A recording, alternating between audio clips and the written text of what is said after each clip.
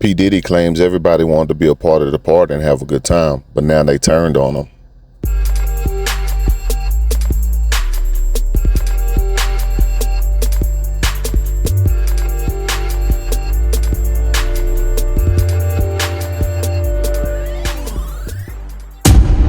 Hold up. P Diddy went on record to say that everybody wanted to be a part of the party and have a good time. They knew what was going on when they came to his parties. Now that everything has hit the fan and these scandals has surfaced, everybody want to run and hide and tuck their tail, and most of all, turn on him. Look, man, if you haven't subscribed, make sure you hit that subscribe button. Be sure to like and share the video as well. Hey, when kings talk, the conversation different. What's really going on? Check this out. To give you a better idea of all the tomfoolery that's going on in his life, we have to take you back to November 2023, when his ex-girlfriend, Cassie Ventura, filed a lawsuit against him. In court docs, she accused him of inflicting physical and emotional abuse against her for over a decade. You can find all the details about that case in the video linked in our description box.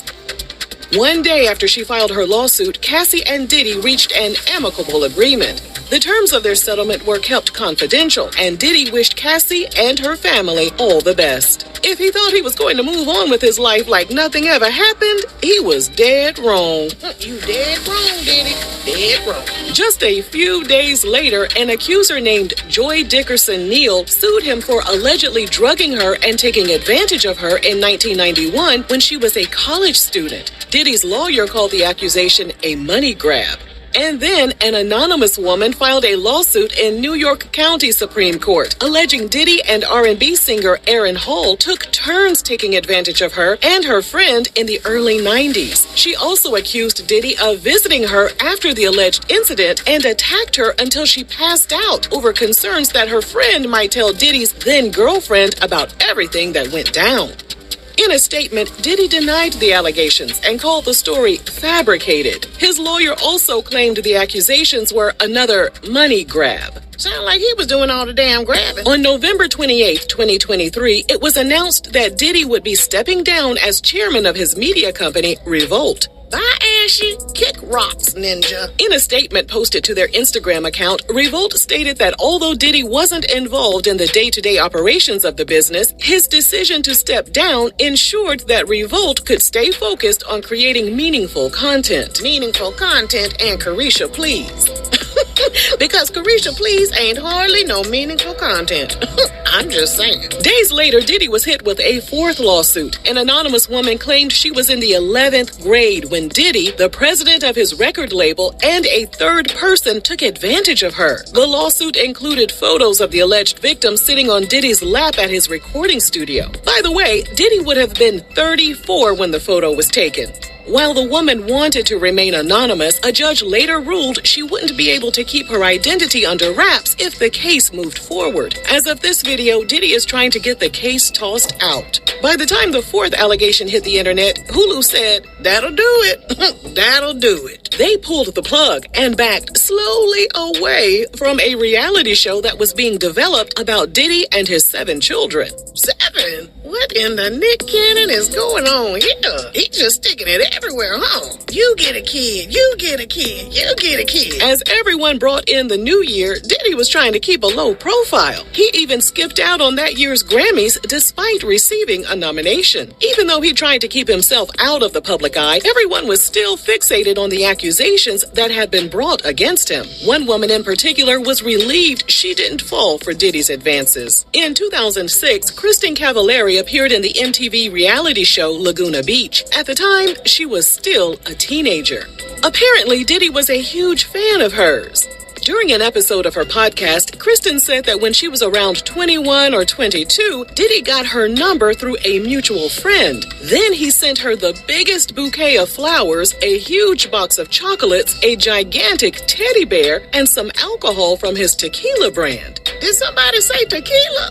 Matter of fact, let me go make me a margarita with some sour peach rings right quick. I'll be back.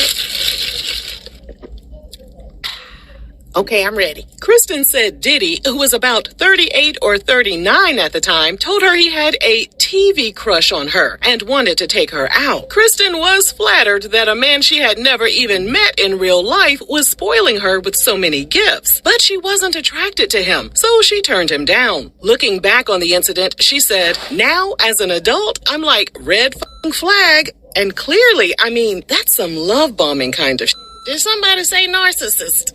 That's the only diagnosis we know, ain't it? Call everybody a damn narcissist. On February 26, 2024, TMZ reported that Diddy was hit with another lawsuit. This time, a man named Rodney Jones, who was Diddy's former producer and videographer, accused Diddy of taking advantage of him numerous times. In his lawsuit, the man said Diddy even forced him to watch a video of his other producer, Stevie J, getting it in with another man. Stevie J, the man that smiled like a rat. But that wasn't all. Rodney said a female cousin of Diddy's girlfriend, Young Miami, also attempted to take advantage of him. The man continued on with several more allegations, including some details about a shooting that took place. He also identified a man named Brendan Paul as Diddy's confidant and someone who allegedly handles all of Diddy's weapons and substances. Rodney also accused Diddy, his son Justin Combs, and Stevie J of recruiting prostitutes and underage girls to attend their parties. Rodney included photos of the alleged underage girls in his lawsuit. However, the women reportedly came forward to say they were of age at the time the pictures were taken. One of the women was actually Diddy's son Justin's 30-something-year-old girlfriend. He also stated Diddy introduced him to Cuba Gooding Jr. on a yacht, and Cuba began touching him inappropriately. I mean, what the hell? Is there a Hollywood pill you gotta swallow when you sign your first contract? One of the most damaging allegations was against Meek Mill. Meek said, now why am I in it?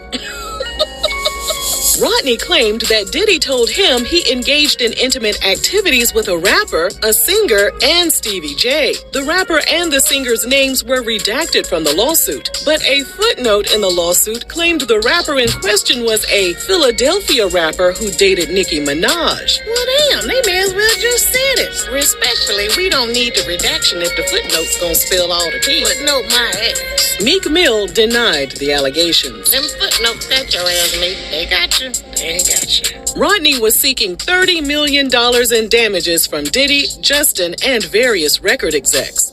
TMZ later discovered that Rodney had launched a GoFundMe a few weeks before filing his lawsuit and asked for $50,000 worth of donations so he could file his lawsuit. TMZ also discovered a video on Rodney's Instagram where he discussed how he had been screwed in royalties and publishings, and he alleged that Diddy had refused to pay him what he was owed. However, Rodney never mentioned the other allegations against Diddy in his Instagram video.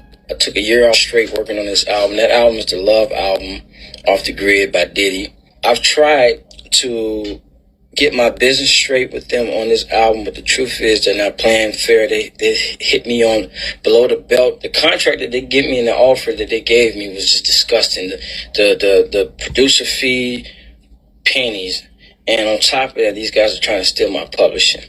I can't go for this, so I'm fighting back. As of this video, all the cases against Diddy, except for the one he settled with Cassie, are still pending. On March 25th, 2024, federal agents from the Department of Homeland Security pulled up to Diddy's Los Angeles area home and Miami home and said, Hello?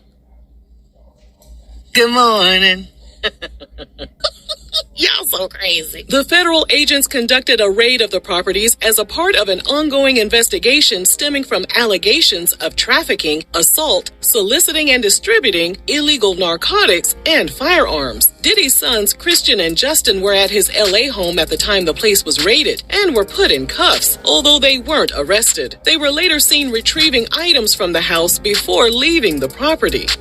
According to the New York Post, law enforcement sources confirmed that the feds wanted to seize Diddy's phones and computers, and they alleged that there might be further raids on houses associated with Diddy in New York and Chicago. Online users suspect Diddy knew the raids were going to happen at his homes, and that's why he wasn't present when it all went down. But sources told TMZ that he had no idea what was about to take place. Hours later, Page 6 reported Diddy's private jet was on the ground in the Caribbean. This led many to believe that Diddy was trying to make a run for it ahead of the raids. However, he wasn't on his private jet. Instead, he was in Miami, about to board a plane with a group of people for a spring break vacation. Federal agents reportedly intercepted the plane, and TMZ's cameras captured Diddy pacing back and forth outside of the airport. Brendan Paul, the man that Rodney Jones accused of handling Diddy's substances and weapons, was with Diddy and a few other people at the Miami airport. According to TMZ, federal agents found substances in Brendan's luggage and arrested him for possession of suspected cocaine and possession of suspected marijuana candy. According to TMZ, both are felony charges in Florida. One day after the raids, Diddy officially sold his remaining shares of Revolt. TMZ stated the new buyer was black, but they wished to remain anonymous for the time being. As of this video, we're unsure how this will play out or what Diddy's future holds. But we'll definitely keep an eye on this hot, stinking mess, and we'll report back to our besties. Do you think Diddy finna get locked up? They won't let him out. One thing you start to think about is like, where did all this come from? Where did that behavior come from? What triggered it? What brought it on? Was it the fortune and the fame, just knowing you can get away with anything? I don't understand that at all, for a man to be bisexual or homosexual, anything like that. And I say that with the utmost respect to the ones that are, but it just never registers in my mind how a man could want another man. So I'm just gonna leave that at that. But you always wonder how people get on the track that they're on, man. How did they end up in that situation in their life, making those bad decisions? So you always got to be careful, man, of the decisions that you make, the people that you go around, because guaranteed the law of attraction is real, and the things that you do, they come back full force, man. They come back full force, man. So you got to make sure that you're operating in a genuine spot. You got to make sure you're operating in an authentic spot. You got to make sure you're operating within your morals. You know what I'm saying? And let your true character always be on display. Now, if your character is not up to par, you should definitely work on yourself. But I feel like most of these celebrities, man, they got so much money that you really can't tell them nothing. You really can't give them no kind of advice because they feel like they know the way already. Look at me. I've made it. I'm a success. I'm a multi-millionaire. What can you tell me?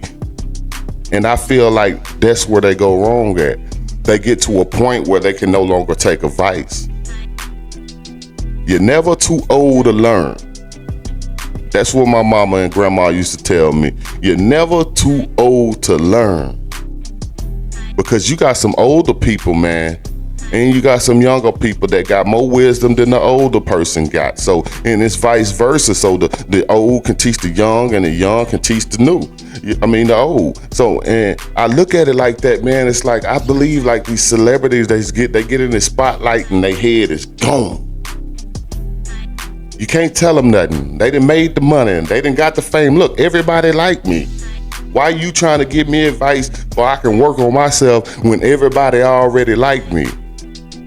And that's where they go wrong. Hey, man, I want to know y'all thoughts and opinions, man. Drop down in the comments. Let me know what you think, man. Be sure to subscribe if you haven't subscribed. Like and share the video as well. When Kings talk, the conversation different. What's really going on?